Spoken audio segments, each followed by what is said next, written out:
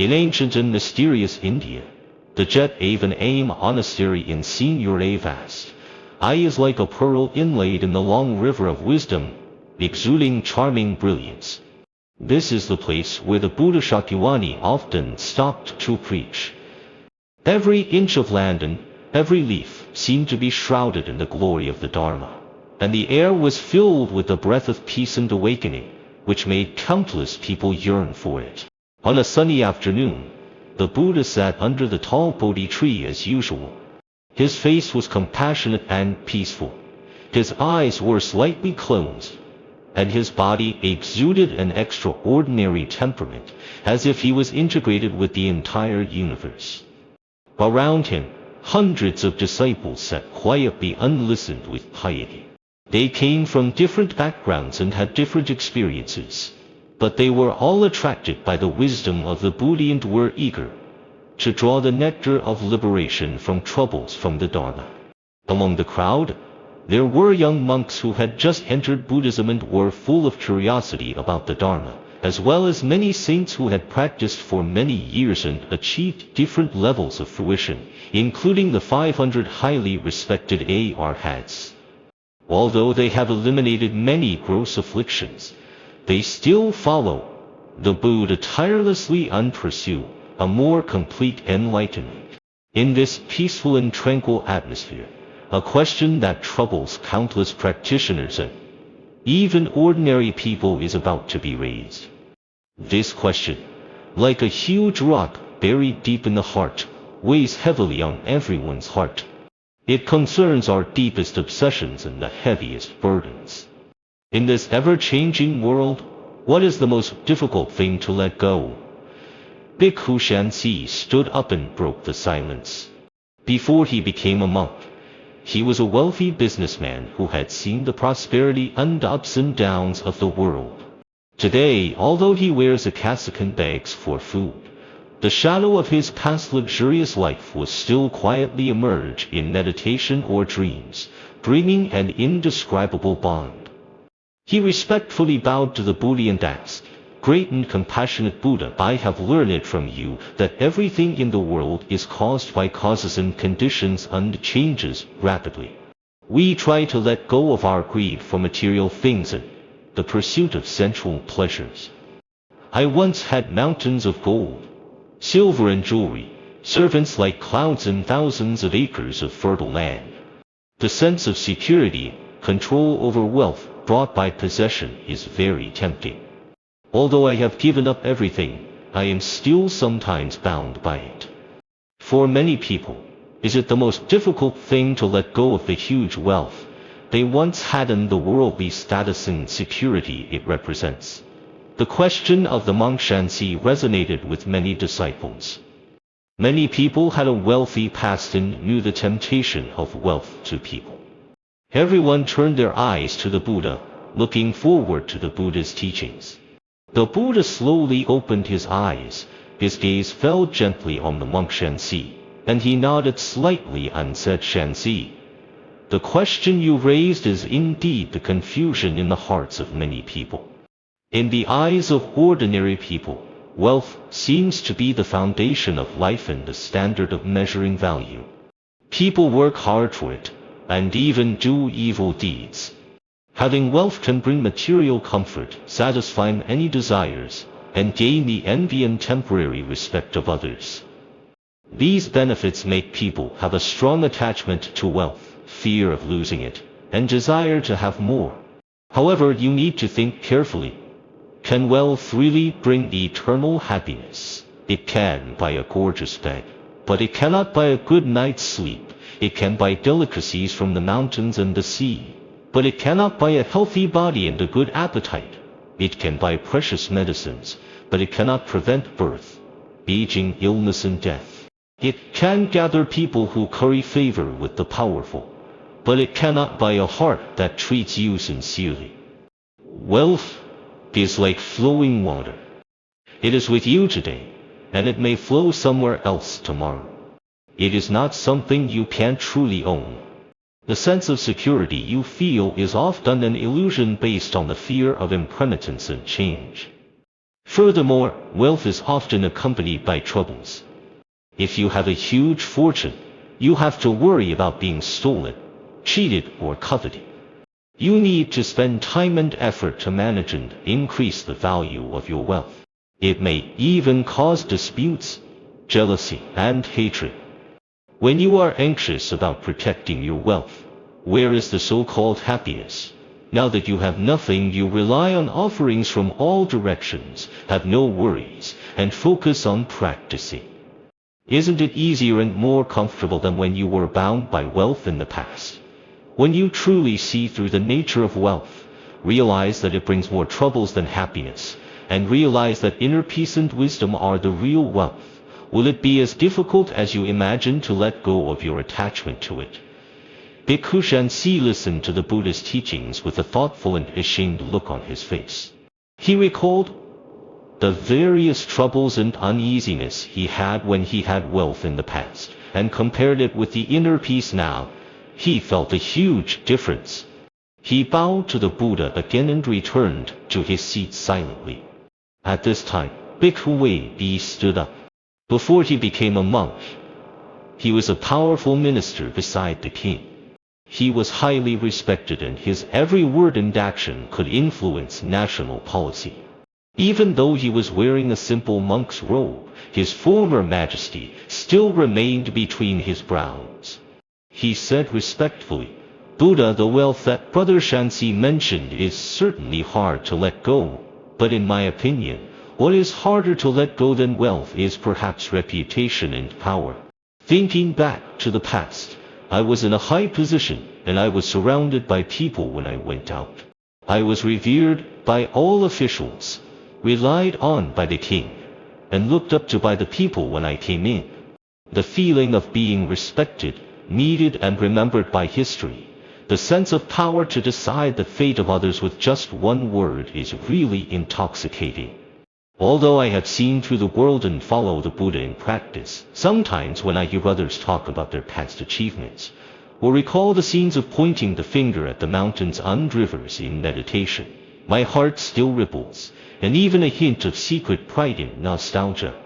Letting go of reputation means being willing to be unknown. Letting go of power means losing the feeling of controlling everything. This sense of loss, of falling from the clouds, this feeling of no longer being seen and no longer important, is probably the most unbearable and the most difficult to let go. The words of Bhikkhu Wei resonated with another part of the disciples, especially those who once had social status and prestige. The Buddha turned his gaze to Weidi, his eyes full of understanding and compassion. Weidi, the fame and power you mentioned are indeed the true things that people in the world strive for. They can satisfy people's deep vanity and desire for control. Fame is like the echo in the valley, seemingly real, but without substance. The praise or slander of the world often changes with their emotions, interests, and cognitive levels. You may be praised to the sky today, but you may be trampled into the mud tomorrow. The good reputation you are obsessed with is nothing more than the constantly changing impressions and evaluations in the hearts of others, and there is no stable and unchanging entity. When you base your own value on these illusory evaluations, your heart will fluctuate with the slightest disturbance in the outside world, and you will not be at peace. Power is more like a double-edged sword. It allows you to temporarily dominate others and satisfy your will, but it also keeps you calculating, defensive, and fearful. You are afraid of losing power, being challenged and overthrown. In order to maintain power, you may need to constantly struggle, compromise, and even go against your conscience. When you hold great power, do you really feel happy? Or are you always burdened by the weight of power and unable to find true peace? When you realize that true dignity comes from inner purity, wisdom, and compassion, not from the flattery of others, true strength comes from the tolerance of self-troubles. When you put aside your attachment to fame and power, are content with being ordinary, and focus on inner practice, you will find that a deeper and more stable dignity and power are rising in your heart. That sense of loss is nothing but the ego at work, fearing that I am no longer important. When you realize the true meaning of no self, how can you feel lost? After listening to the Buddha's teachings, Bhikkhu Wei bowed his head deeply. He thought of the intrigues and the officialdom in the past, how he could not help himself, and the true peace he had never had in his heart. He realized that what he was nostalgic for was nothing but that illusory and important self-image. He sat down with a sincere heart and felt relieved. Then Bhikkhu Wei stood up. He has a handsome face, but there is a trace of insoluble sadness between his brows. Before he became a monk, he had a happy family, with living parents, a virtuous wife and filial children. He said in a choked voice, Buddha, wealth, fame, and power may be the most difficult to let go for some people, but I am stupid and feel that the most difficult to give up are worldly emotions, especially family affection and love. I became a monk to seek ultimate liberation, but every time when it was late at night, the old faces of my parents, the gentle eyes of my wife, and the innocent smiles of my children would emerge clearly. The scene when I parted with them is still vivid in my mind, and the reluctance to part with them is still aching when I think of it. I often worry about their lives, miss their health, and imagine their sadness of losing me. This kind of emotion that is connected by blood and accumulated through daily interactions is like a tough silk thread wrapped around my heart, and I can feel the tug with every breath. Letting go of all this is like giving up a part of myself alive. That kind of worry is really too heavy and too difficult to let go. Buddha, could it be that the most difficult thing to let go of in this world is the deep affection and lingering love between family members? The words of Bhikkhu Eli touched the hearts of almost everyone present. Whether or not one has become a monk, who has not experienced the bondage of emotions, who has not felt the taste of love and separation, many disciples had tears in their eyes, and they felt the same way. The Buddha's eyes were full of infinite compassion. He looked at Ray Ali and spoke in an especially gentle voice. Ray Ali, I completely understand your feelings. Emotions are an important bond that maintains relationships between people. Family, love, and friendship can bring warmth, comfort, and motivation for life, but it is also these emotions that become the source of our deepest attachments and troubles. Because the nature of emotions is also impermanent. The bodies of your loved ones are changing, their minds are changing, and their relationships with you are also changing. There is no eternal reunion in the world, and separation from life and death is a reality that everyone must face. The reason you feel pain is because you are obsessed with having this emotion, afraid of losing them, and hope that this relationship can last forever. You regard them as my parents, my wife, and my children. This concept of me and mine is the root of pain. True love is not about possession and bondage, but about wishing the other person happiness and liberation. You choose to become a monk and practice because you love them and seek a way to escape from birth and death. This is a deeper and longer lasting love. When you gain wisdom and compassion through practice, you can not only free yourself, but also help them in the right way and guide them to the light.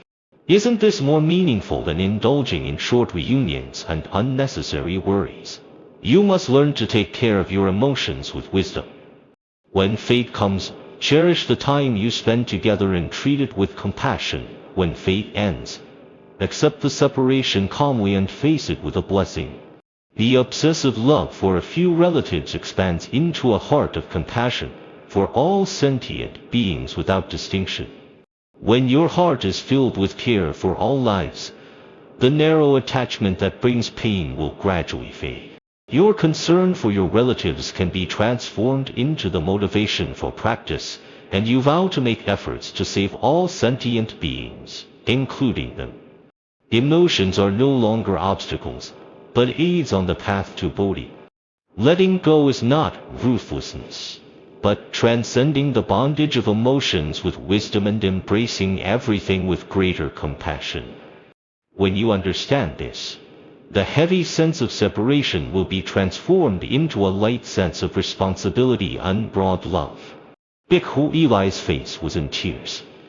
He understood the Buddha's words and realized that his love for his family should not be an obstacle to practice, but should be sublimated into greater compassion and motivation. He wiped his tears and bowed deeply to the Buddha, his heart filled with unprecedented strength and sense of direction. After that, several more disciples successively mentioned what they thought was the most difficult thing to let go. A learned monk said, "Buddha, I think the most difficult thing to let go of is my own views. We have studied a lot of scriptures and formed our own understanding and views. Sometimes we unconsciously think that our views are the most correct and concise. For different views, we will have the urge to reject or even debate. Let go of the knowledge system and ideas that we have worked hard to build. Admit that we may be wrong, or admit that there are higher realms that we cannot understand. This kind of attachment to self-view is very difficult to break." The Buddha said, "Knowledge and views are like rafts to cross the river. They are tools to help us reach the other side, not the other side itself. When you hold on to the raft tightly and even regard it as the destination, it becomes an obstacle. The Dharma is used to break attachment. If you are attached to the Dharma itself and your own understanding, that is attachment to the Dharma. True wisdom is to know that all dharmas are empty and not to be attached to any fixed views. Always maintain a humble and open mind. Have the courage to admit your shortcomings, and continue to learn and correct them. Only by letting go of self-view can you accommodate a broader truth." Another diligent monk said, "Buddha, I find it most difficult to let go of the pursuit and attachment to the state of practice.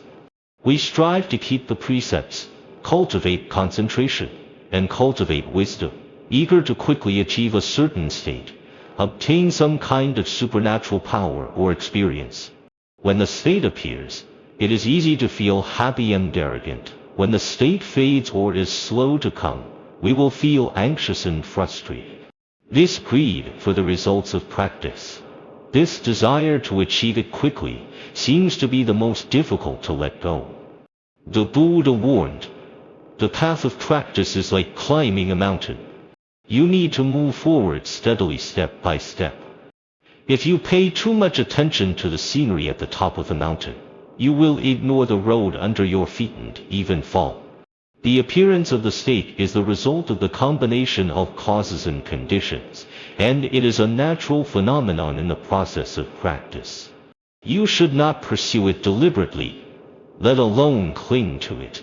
Clinging to the state itself is a new kind of trouble.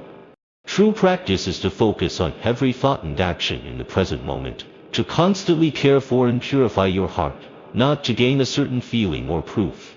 When you let go of your expectations for results and just work hard, success will come naturally and liberation will come inadvertently. Let go of your attachment to the achievement of practice, and you can truly settle in the practice itself." Another elderly monk with a look of worry about aging and death said, "Buddha, in my humble opinion, the most fundamental and difficult thing to let go of is probably the attachment to this physical body and the fear of death. We take care of this body every day, feeding it, protecting it, hoping that it will be healthy and live long. When it gets sick and old, we feel pain and anxiety. The thought that this me will completely disappear, that huge fear is so real and strong. Letting go of attachment to life and facing death calmly, this is probably the ultimate problem." The Buddha's eyes were full of penetration. The body is nothing more than a temporary aggregation of the four elements of earth, water, fire and wind. It follows the natural law of formation, residence, destruction and emptiness. Birth, aging, sickness and death are inevitable processes. We use this body to practice, and we should treat it well, but we should not be attached to it and regard it as the eternal self. The fear of death comes from the fear that I will disappear. When you deeply understand the truth of no self through practice, you will know that there is no real self that will disappear with the death of the body. The so-called life and death are nothing more than the phenomenon of the aggregation and dispersion of the five aggregates, like the ups and downs of waves, and the essence of water has not changed. When you realize the Dharma nature of non-birth and non-death, and transcend the concept of life and death, the fear of death will naturally disappear. Let go of the attachment to the physical body. Let go of the fear of life and death. The key lies in breaking the deep-rooted self-attachment. The Buddha responded to the questions of his disciples one by one.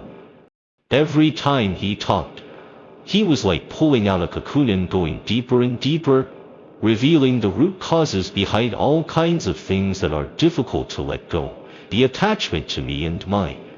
The atmosphere in the entire Jet Haven Aim monastery became more and more focused and peaceful. All the disciples, including the 500 who had attained the Avalokiteshvara, the saints who had attained the state of Arhat, listened attentively. Although the Arhats had eliminated the two delusions of perception and thought and had escaped the cycle of birth and death, many of them still had a very subtle innate self-attachment and a certain attachment to the state of nirvana, a subtle discrimination that I had been liberated. They vaguely felt that what the Buddha was about to say would be the ultimate and most core answer. At this time, Venerable Ananda, who was known as the first in knowledge, had been standing beside the Buddha. At this moment, he straightened his robes, walked to the Buddha, bowed respectfully, then raised his head, his eyes full of desire for truth, and asked solemnly, Buddha, just now each of you brothers has stated the things that you think are the most difficult to let go of in your heart: wealth, fame, power, emotions, knowledge, practice, and even the attachment to the body and life and death. These are indeed huge obstacles on the path of practice. Letting go of them requires great determination and wisdom.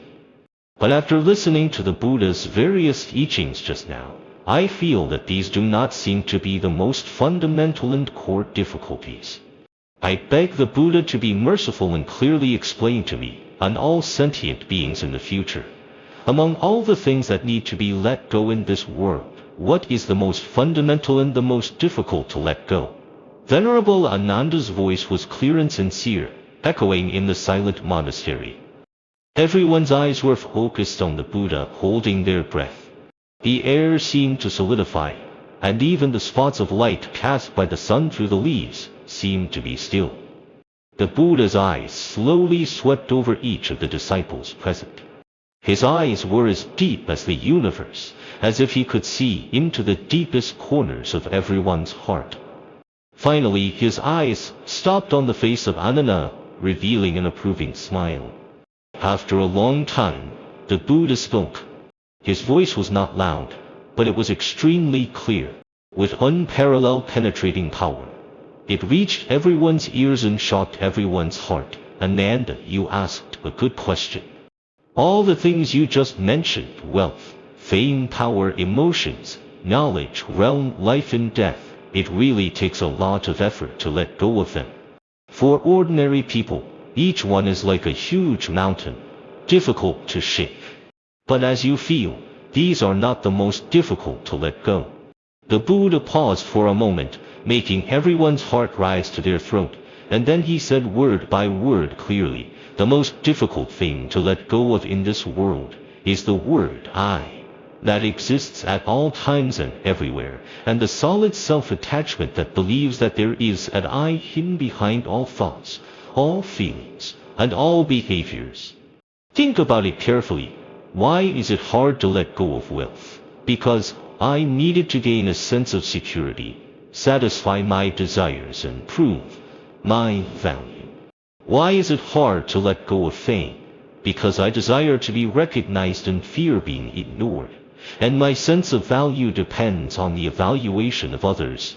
Why is it hard to let go of power? Because I want to control, want to dominate, and want to satisfy my will. Why is it hard to let go of emotions? Because I fear loneliness, I need dependence, and I regard others as my property. Why is it hard to let go of knowledge and views? Because I think I am right, and my wisdom needs to be affirmed. Why is it hard to let go of realm? Because I desire achievement. I want to prove my practice.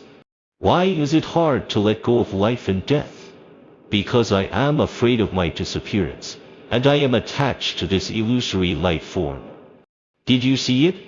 All the things that you think are hard to let go, whether it is external material, fame, power, or internal emotions, thoughts, and experiences, their roots are firmly tied to that I. Seeking the way to liberation in the ancient land of the monastery, the light of the Dharma illuminates the way forward for all living beings like bright stars. It was a late spring season, with falling flowers and the leaves of the Bodhi tree in the temple rustling in the spring breeze. There was a young novice monk named Huinming.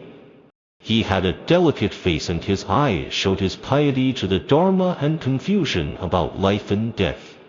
Huinming grew up in the temple since he was a child. Every day, he chanted scriptures, worked, and meditated with the monks. However, the matter of life and death was always like a fog, lingering in his heart and lingering. One day, Huinming was reading the scriptures in the meditation room. When you read, all conditioned phenomena are like dreams, bubbles, dew, and lightning, and should be viewed in this way, his confusion became more and more serious. He couldn't help thinking that in this world all living beings are struggling in the cycle of life and death. We are busy running around every day, but rarely stop to think about where the end of life is. Just like the petals drifting in the wind, they seem beautiful, but will eventually disappear. What is the meaning of life? If there is no one to accompany or guide you at the end of your life, how can you face the unknown shore? With a heart full of doubts, Huinming came to a quiet bamboo forest behind the temple at dusk. The bamboo leaves swayed in the evening breeze, making soft sounds as if telling an ancient story. Huinming sat down on a stone bench in the bamboo forest, closed his eyes and meditated, trying to find a hint of answer in this tranquility. However, his thoughts were as difficult to sort out as a tangled mess. The fear of death and the confusion about the afterlife were like thick dark clouds, covering the sky in his heart. Just as Huinming was in deep thought, an elderly monk, named Liao Wu, slowly walked into the bamboo forest. Monk Liao Wu had reached a high level in Buddhist practice. His wisdom was like a deep ocean, and his compassion was like warm sunshine, shining on all living beings. Seeing Huinming's sad face, he sat down beside him and asked gently, "Huinming, why are you so sad? Have you encountered difficulties in your Buddhist practice?" Huinming opened his eyes and saw Monk Hu. He quickly stood up and bowed, saying respectfully, "Master, I have been thinking about life and death recently, and my heart is full of confusion. We all know that the last thought at the moment of death is crucial and determines where we will be reborn. In the temple, when a monk is dying, his fellow practitioners will help him chant and guide him. Rich families will also ask monks to guide the deceased. But there are still many lonely people in the world who have no one to accompany or guide them at the end of their lives. How can they save themselves? When I think of this, I am worried and don't know what to do." After hearing this, the monk Liao Wu nodded slightly, looked towards the mountains in the distance, and said slowly, "Huinming, what you are worried about is exactly the confusion that all sentient beings have. The matter of life and death is indeed profound and difficult to understand, but the wisdom of Buddhism is to guide sentient beings to see through life and death and transcend reincarnation." Long ago, Venerable Ananda also asked the Buddha a similar question. As he spoke, The monk Liao began to tell the ancient story. When the Buddha was alive, it was during the rainy season. In the Jet Avena Grove, there were green trees and a peaceful and harmonious atmosphere. The Buddha and 1250 monks practiced here, preaching the sutras every day to teach sentient beings. Venerable Ananda, as the cousin of the Buddha, had an extraordinary memory and was known as the first in knowledge. He not only served the Buddha carefully, but also often cared about the various confusions of sentient beings and their practice. One evening, the bell in the garden rang slowly, and the afterglow of the setting sun shone through the gaps between the branches and leaves, casting fine lightened shadows. Venerable Ananda was meditating quietly under the Nigrodha tree, and suddenly the image of an old woman he met in Kapila Vastu emerged in his mind. The old woman was bedridden, lonely and helpless, dying with fear and confusion in her eyes. At that time, Venerable Ananda recited sutras for her and chanted the Buddha's name softly in her ear, so that she could pass away peacefully and pass away smoothly. But Venerable Ananda couldn't help but wonder, if he was not by her side, how would such lonely beings face death? With this worry, Venerable Ananda walked to where the Buddha was. At this time, the Buddha was teaching the Dharma to several elderly monks on the moonlight stone platform. After the Buddha finished speaking, Venerable Ananda bowed respectfully and said solemnly, "Master, I have a doubt in my heart and want to ask you about a major matter concerning the life and death of all beings. When people are dying, if there is no one to guide them, where will their souls go? Will every lonely life have the opportunity to leave smoothly and find a peaceful destination?" The Buddha looked at Ananda, his eyes full of compassion and wisdom, and slowly said, "Ananda, the question you ask is the deepest confusion of all sentient beings. Life and death are but a moment in the cycle of reincarnation. All sentient beings wander between life and death, like bubbles in flowing water, rising and falling, and passing away in an instant. What we call life is but a brief gathering, and what we call death is just the moment when the five aggregates dissolve. However, the true meaning of life does not lie in the ups and downs of life and death, but in how we live clearly and freely. If we cling to the distinction between life and death, we will be entangled in endless fear and confusion, and life and death will become heavy and unbearable, becoming the shackles that bind our hearts.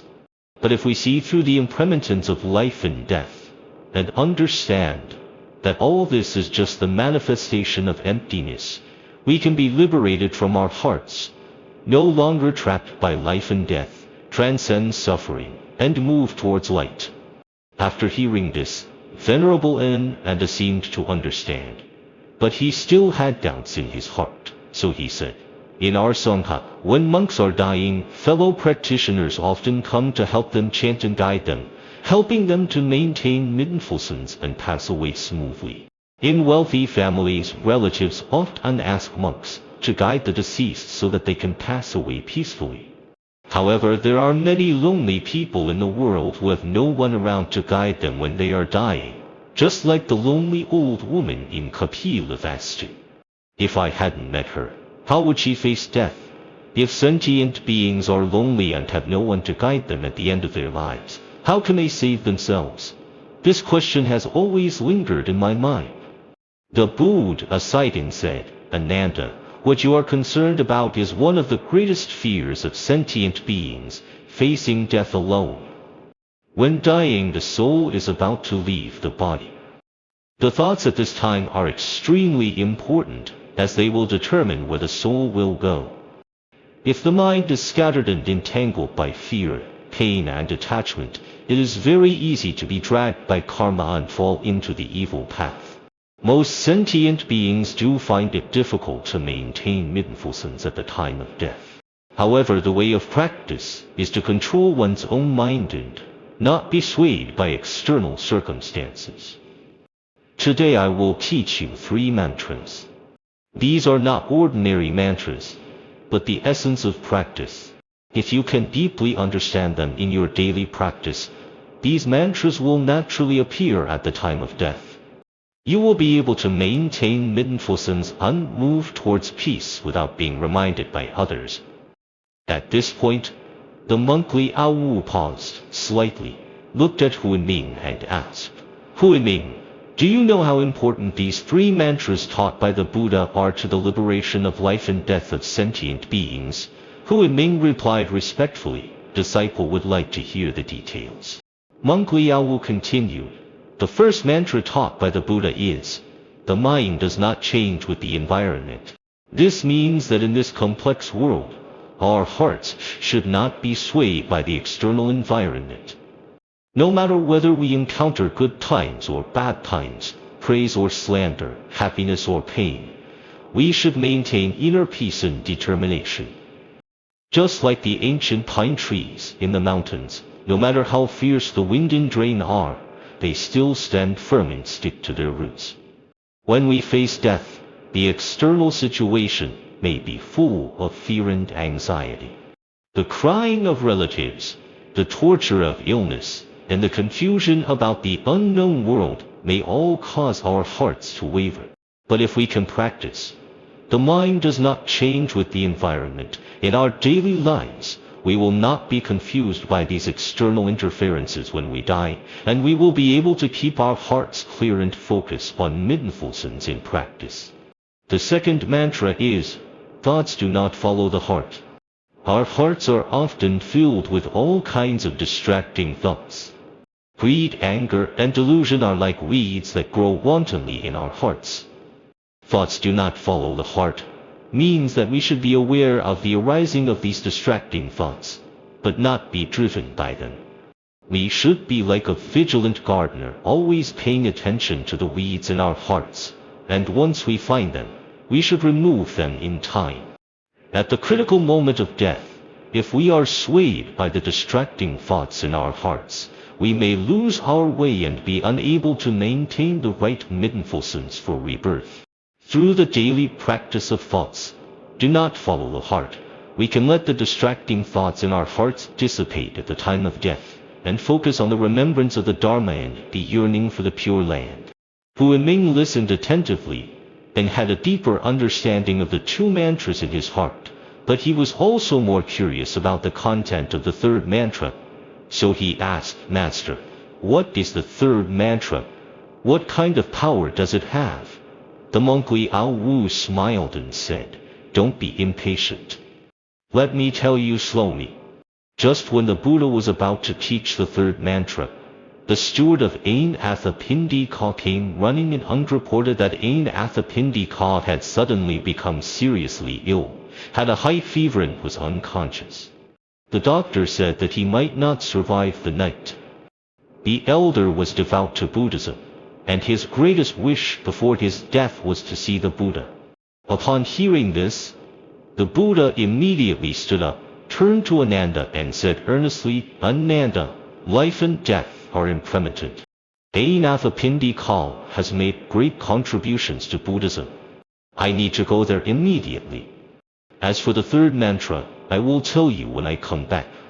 You should think carefully about the meaning of the first 2 sentences. Ananda respectfully watched the Buddha and several elder monks leave with the steward. That night, Ananda meditated all night in the meditation room, repeatedly chewing on the meaning of the 2 mantras. The mind does not follow the environment, and thoughts do not follow the heart.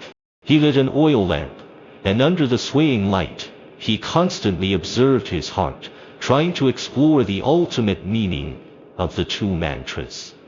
Outside the window, the stars were twinkling and the moonlight was like water. During his meditation, Ananda sometimes felt his heart was clear, as if he had some understanding of the 2 mantras. Sometimes he felt that there was still a fog and he could not fully understand the deep meaning.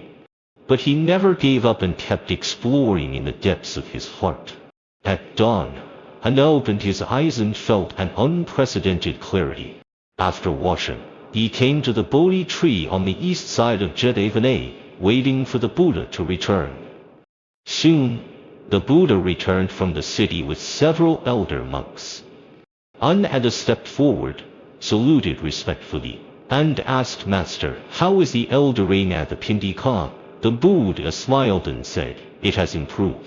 I explained to him the key points of practice, and his mind was immediately enlightened, and his condition improved accordingly. Ananda heaved a sigh of relief, and then went straight to the point. "Master, I thought about the two mantras you taught me last night. If there is no one to guide me at the end of my life, how can I rely on these teachings to enter the Pure Land directly?" The Buddha looked at Ananda with a deep gaze and asked, "Ananda, do you want to know the third mantra?" Ananda put his hands together and replied respectfully, "Yes, world-honored one." What incredible power does the third mantra have for sentient beings who are facing death alone? The Buddha stared into the distance and said in a low and powerful voice, "The third mantra is recite the Buddha's name with one heart, and go straight to the Pure Land." This mantra contains the essence of all practice. Reciting the Buddha's name with one heart means that at every moment of life, one is not disturbed by any distracting thoughts and focuses on the Buddha's name in one's heart. Greet the end of life with a pure mind. And going straight to the Pure Land means that with the power of reciting the Buddha's name with one heart, one can directly guide the consciousness to be reborn in the Pure Land without the guidance or help of others. Ananda deeply felt the power and wisdom of this mantra, and his heart began to become clear, as if all his confusion and bewilderment were enlightened at this moment. He clasped his hands together respectfully, his heart filled with gratitude and admiration. This gratitude was not only for the Buddha's teachings, but also for the insight and understanding of the true meaning of life. After telling this story, the monk Liao looked at Huinming and said, "Huinming, these three mantras of the Buddha may seem simple, but they contain endless wisdom and power. They are not only a support at the time of death, but also a guide for our daily practice. Whether at the moment of life and death, or in daily life, we should always remember these three mantras to cultivate our hearts." In modern society, people lead fast-paced lives and are entangled in various desires and troubles. We pursue fame, status, and wealth, but often ignore inner peace and awareness. Life and death, aging, illness, these seemingly distant things may actually come at any time. Our ignorance of these phenomena makes it impossible for us to face them calmly. The wisdom of the Buddha is like a bright lamp, illuminating our way forward, allowing us to understand the truth of life and death, and see through impermanence and emptiness. When we can achieve, the mind does not change with the environment, we can maintain inner peace and clarity in this complex world, and not be affected by external interference. Whether we encounter good times or bad times, we can treat them with a normal heart. When we can achieve, the mind does not follow the heart.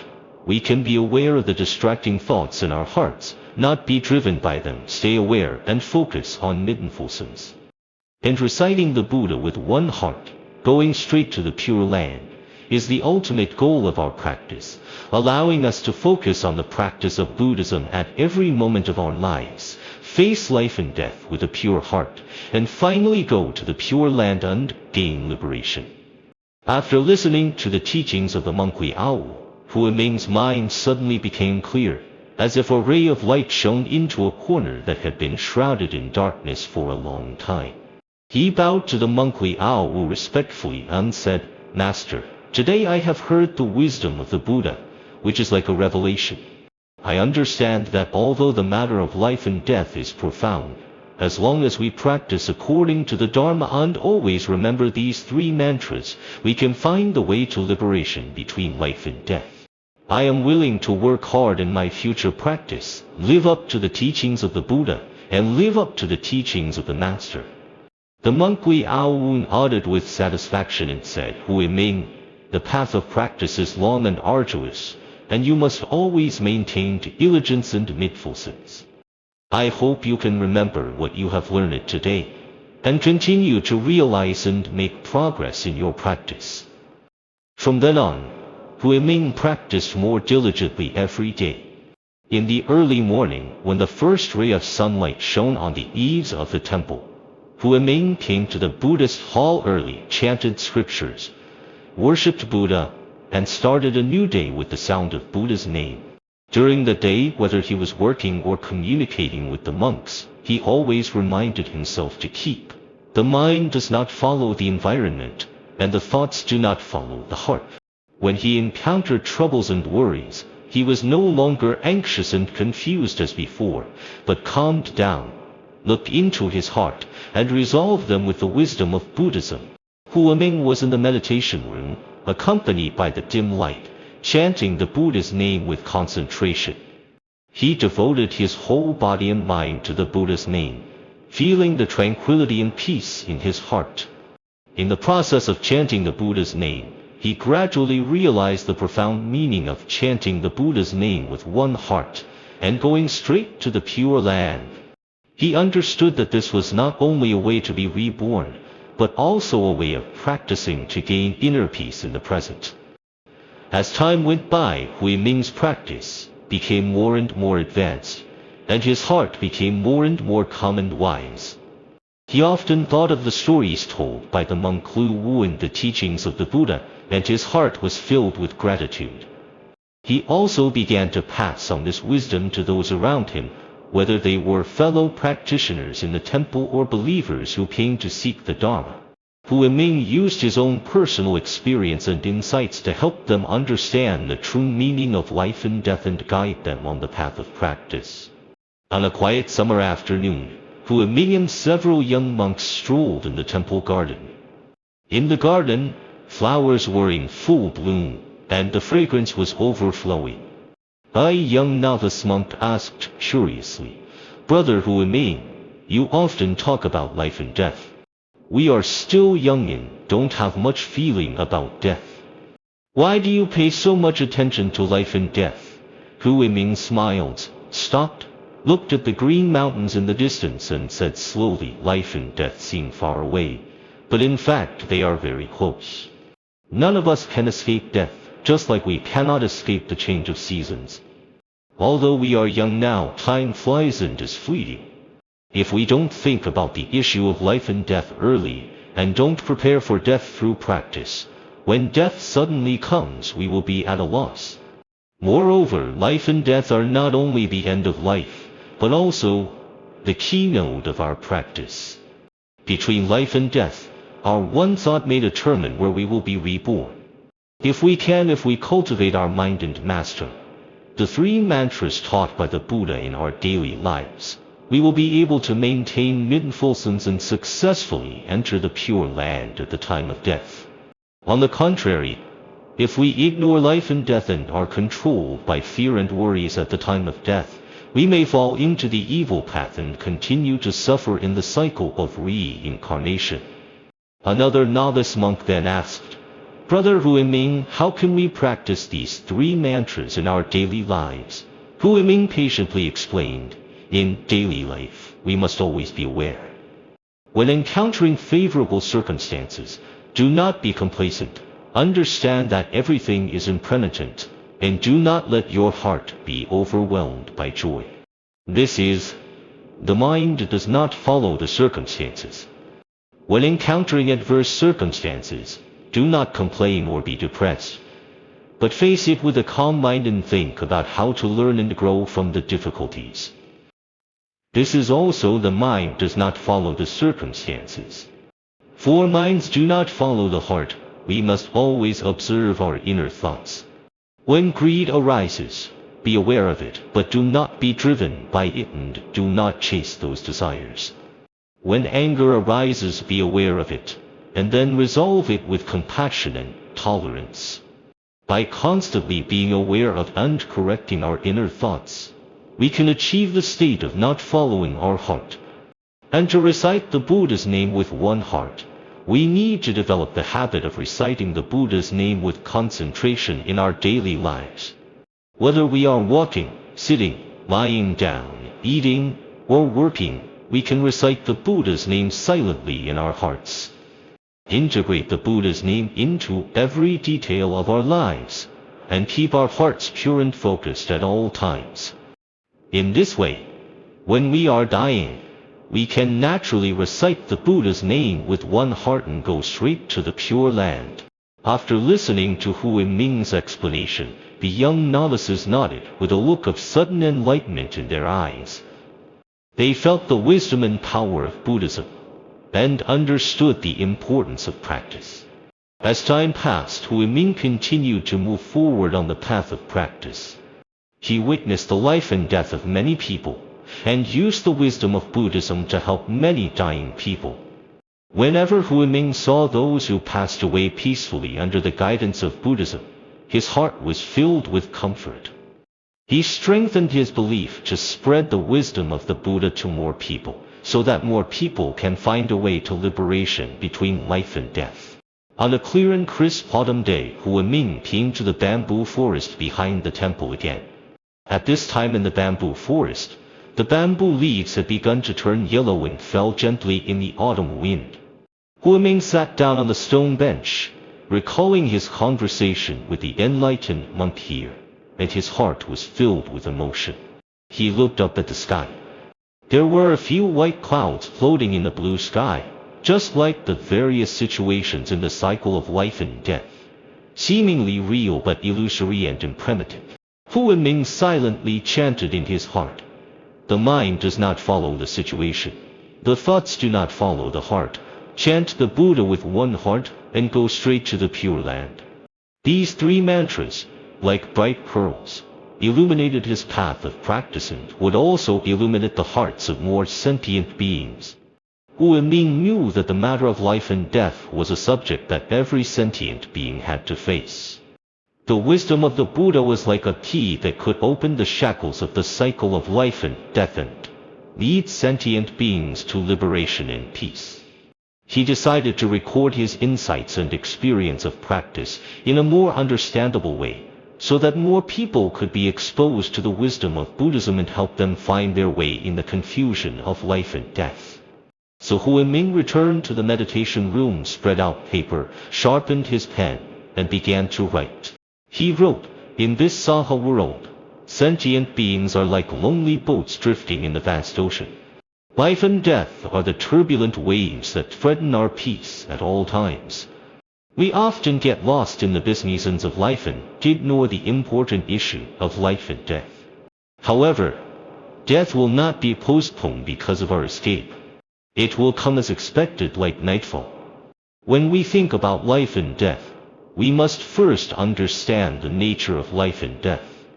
The Buddha told us that life and death are nothing but the gathering and dispersion of the five aggregates, the product of the combination of cause and condition.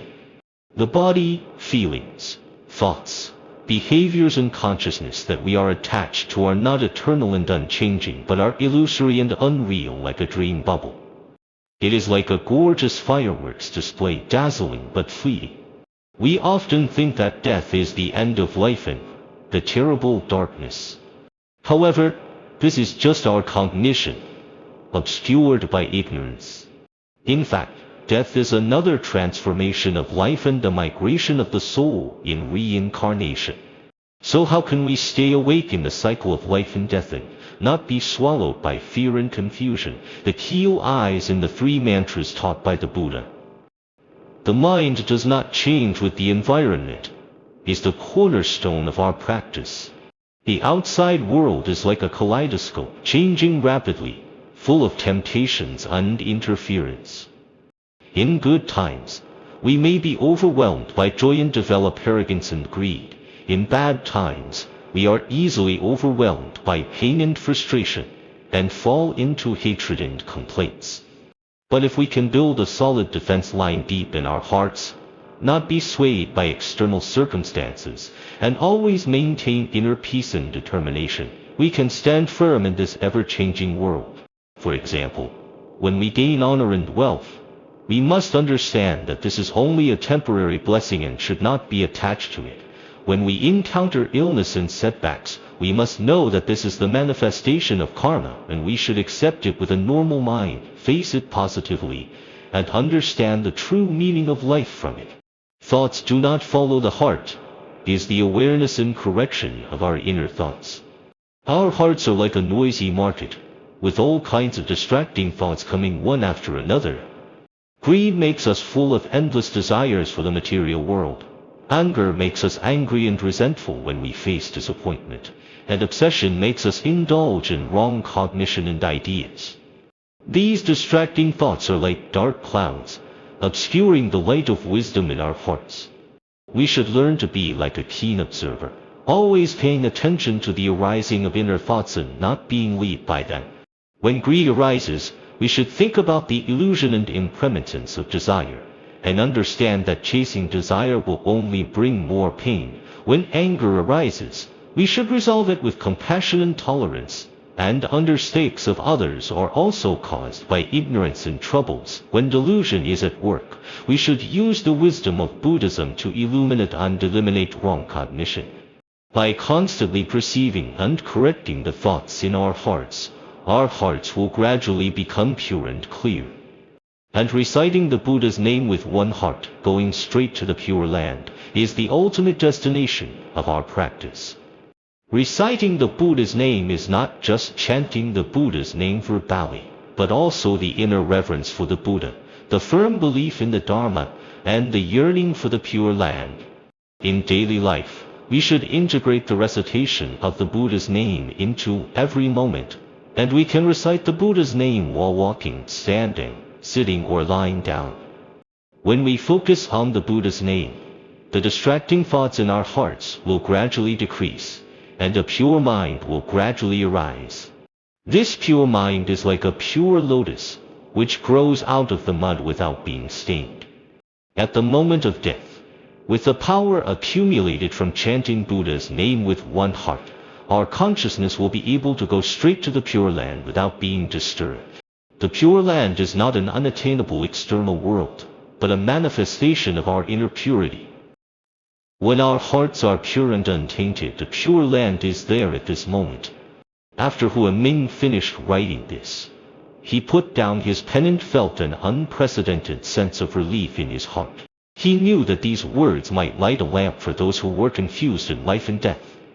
However, he also understood that it was not enough to just write it down. What was more important was to spread this wisdom so that more people could benefit from it. So Huaming decided to open a lecture hall in the temple to regularly explain the true meaning of life and death and the practice methods of these three mantras to the monks and believers. After the news spread, more and more people came to listen. The lecture hall was full. Huaming stood on the stage, looking at the people below with a gentle look, and slowly said, "Dear friends, the matter of life and death is something that none of us can avoid. We often chase various goals in the journey of life, but forget to think about the end of life. Just like a ship sailing on the sea, it only cares about moving forward, but ignores the possible storms and drifts. The Dharma is the lighthouse that guides us to avoid danger and sail to the peaceful shore. We all know that life is impermanent. Maybe a person who was healthy and happy yesterday, maybe a city that is still prosperous and bustling at this moment, may become dilapidated due to a disaster tomorrow. Impermanence is like a sword hanging high, reminding us of the fragility and brevity of life.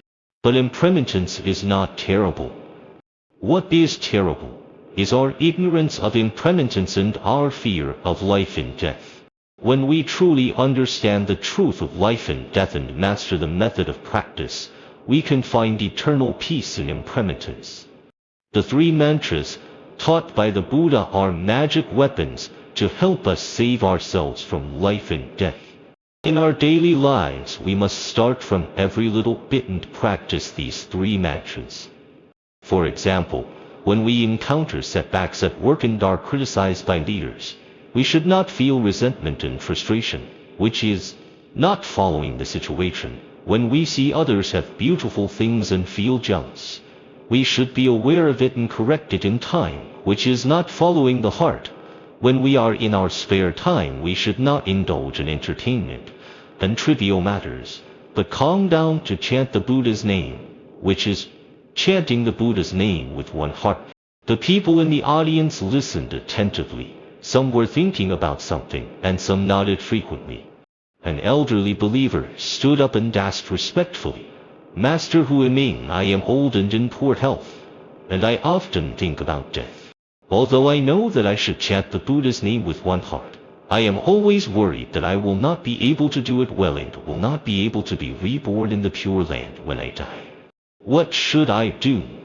Huiming smiled and replied, "Old Bodhisattva, your concern shows that you have a deep thought about life and death, which is already a good start for practice. Chanting the Buddha's name with one heart does not depend on how many Buddha's names you chant, but on your inner concentration and piety. As long as you can keep the Buddha's name in your heart at any time and in any place, and not be disturbed by distracting thoughts, even just one Buddha's name contains endless power. Moreover, you must have faith in the Buddha's compassion and vows. As long as you sincerely pray to the Buddha will definitely protect you and lead you to the Pure Land. Don't worry too much about not being able to do well. As long as you practice unremittingly, every moment is progress." Another young believer asked, "Master, I am often troubled by various troubles in my life. It is difficult to achieve mind. Does not follow the situation. How can I overcome it?" Huiming said patiently, "Young man, this is very normal. We live in this evil world of the 5 turbidities. Troubles are as numerous as the sands of the Ganges River and are difficult to avoid. But we can gradually overcome them through practice. First of all, when troubles arise, we must be aware of them in time. This is the key first step. Many times we are controlled by troubles, because we do not realize that we have fallen into the vortex of troubles. After realizing the troubles, do not resist them, but observe them with a peaceful mind and think about the reasons for their occurrence. For example, when you feel anxious because of work pressure, you should observe your anxiety and think whether it is because of excessive attachment to the result or because of your own lack of ability. Then use the wisdom of Buddhism to resolve it, telling yourself that everything is impermanent. The result is not important. What is important is to do your best in the process. Through continuous awareness and resolution, we can gradually achieve. The mind does not follow the situation." As Huiming's lectures and teachings were given again and again, his reputation gradually spread, and more people came from afar to listen to his teachings. His words were like spring rain, nourishing the hearts of every Dharma seeker. On a cold winter day, snowflakes fluttered down, and the entire temple was covered with white snow, like a pure world. Huiming was in the meditation room, preparing to explain the Dharma to the believers who came to seek the Dharma. At this time, a haggard middle-aged man walked into the meditation room. He knelt down in front of Huiming with a plop, and said with tears in his eyes, "Master, please save me. My wife is seriously ill and is dying. The doctor said she doesn't have much time. I am afraid that she will leave in such pain, and I am also worried that she will not be able to be reborn in a good place after death. Please teach me. What should I do?" Huiming quickly stood up, helped the middle-aged man up, and said gently, "Donor, don't be too sad first. Although life and death are painful, we must face them with the wisdom of Buddhism. What you have to do now is to accompany your wife and give her comfort and warmth. At the same time, recite sutras and chant Buddha's name for her, so that she can feel peace in the sound of the Buddha's name." The middle-aged man asked anxiously, "Master, I don't know much about Buddhism. Is it really useful to recite sutras and chant Buddha's name?" Huiming nodded and said, "Of course it is useful. The Buddha's name contains endless compassion and power. When you recite sutras and chant Buddha's name for your wife, this piety and vows will be passed on to her, helping her to relieve pain and maintain mindfulness. Moreover, you have to tell her that life and death are just a moment in reincarnation. Don't be afraid. As long as you have Buddha in your heart, you can be reborn in the Pure Land. After listening to Huiming's words, the middle-aged man felt a little more at ease. Huiming then taught him in detail how to recite scriptures, how to chant Buddha's name, and some precautions for end-of-life care. The middle-aged man kept it in mind and hurried back home. A few days later, the middle-aged man came to the temple again. Although there was still sadness on his face this time, he was more peaceful. After paying respect to Huiming, he said, "Master, thank you for your teachings." My wife left peacefully with the sound of Buddha's name. When she left, her face was very calm and there was no pain. I believe she must have been reborn in a good place. Huiming said with relief, "Amitabha, this is a good fate between you and your wife, and it is also the blessing of Buddhism. I hope that you can more deeply understand the true meaning of life and death from this incident, and pass on this Buddhist wisdom to the people around you." As time passed, Huiming never stopped on the path of spreading and practicing Buddhism. He spent his whole life practicing the Buddha's teachings and helping countless people find their way in the confusion of life and death.